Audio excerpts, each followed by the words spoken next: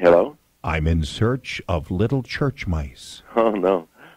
You don't have any running around the house, do you?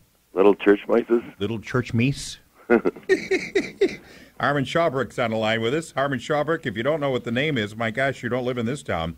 Yes, this is half of the House of Guitars. How are you? Oh, very good. Got a wonderful fax from you last week about a group that you and your brother, back in the 70s, forming a group, with a group called Church Mice. How'd you come up with the name, first off? I don't know where it came from. It just sounded kind of catchy. You know, you got to come up with a band name, and Church Mice sounded like it had something to say. It's actually recorded in 1964, and it was released 65. Discovery's Record Collector magazine usually got a hold of it, and they just did a national article on it as a rarity. You wrote this, didn't you? Yeah. College Psychology on Love. Yeah. What is it all about? Kind of like if a bohemian or kind of a hip guy walked up and was very blunt to a female. Back in that time when everyone was kind of shyish, like if you walked up and said, "You're very, very beautiful," that honesty would have some effect, but a lot of them were hustling.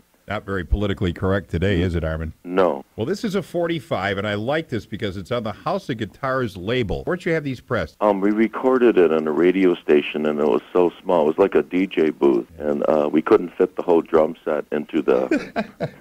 had to leave half the set outside the door. Which radio station was it? I think it was WROC. Was it over on Humboldt Street?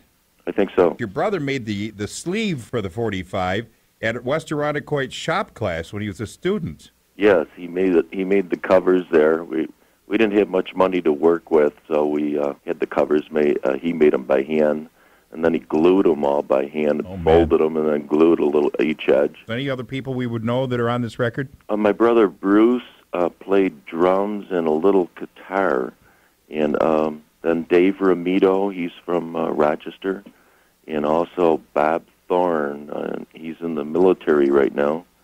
And my brother Blaine played bass on it, then I sang and played guitar. How many of these did you sell? We only pressed up 1,000, and we sold some around the Rochester area. Like when they first came out, it was a little rush on it.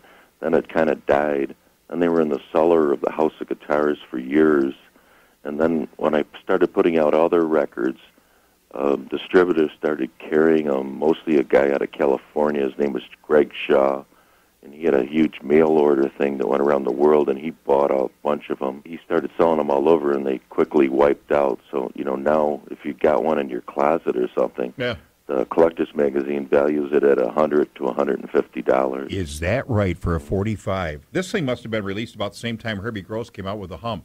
I think it was a little before that.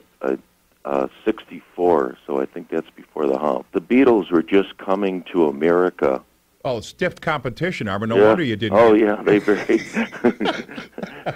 But the group thing was happening. See, before the English invasion, there wasn't a group thing happening yet. It was like, you knew who Fabian was, or you knew who Frankie Avalon was, but you didn't know the rest of the guys in the band. So a band thing was happening, right, 64. Armand Schaubroeck from House of Guitars, thank you so much for taking the time with us to talk about your Church Mice. Would you like to hear a couple bars of it? Would you treat us?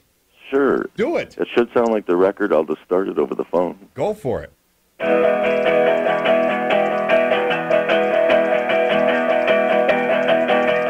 Me and the Church Mice, well, we wrote a little song and we put it on a record.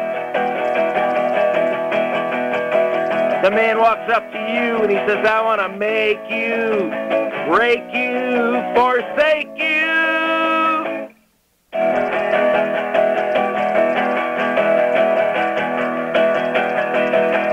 What you gonna do? Gonna think he's cool? Baby, that man might be using you.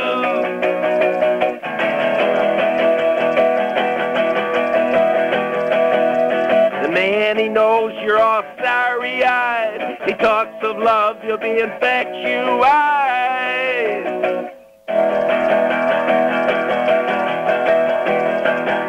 I hear a little bit of Bob Dylan in there, Armand. Yeah, a little bit, yeah. I do. It sounds great. Well, I know it don't sound great, but... I think it sounds pretty good for this time of the morning, my friend. Thank you oh, very yeah, much. no good in the morning. Armand Schaubroeck from the House of Guitars, thank you so much for taking the time with us. Have a great day. We'll talk to you very soon. Thank you, my friend.